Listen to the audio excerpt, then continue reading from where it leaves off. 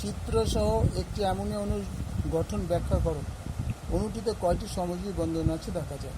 তাই যৌগের নাম হচ্ছে অ্যামোনিয়া NH3, যৌগের সংকেত NH3, যৌগের কেন্দ্রীয় পরমাণু হচ্ছে নাইট্রোজেন। NH অণুতে 3টি সমযোজী বন্ধন আছে। এখানে প্রশ্নটাই বলছিল অণুতে কয়টি সমযোজী বন্ধন আছে। NH3তে 3টি সমযোজী বন্ধন আছে, 1 2 3। এটা হচ্ছে সমযোজী বন্ধন 1 2 3।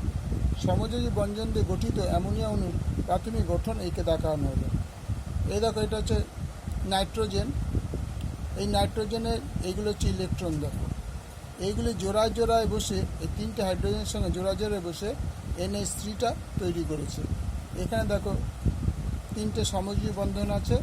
এই 3টে সমযোজী বন্ধন দিয়ে অ্যামোনিয়া অণুটা গঠন হয়েছে। তাহলে অ্যামোনিয়া অণুর গঠন NH3 গঠন, NH3 অণুর 3টি সমযোজী বন্ধন আছে। এখানে অঙ্কটা পুরোটাই, সে প্রশ্নটা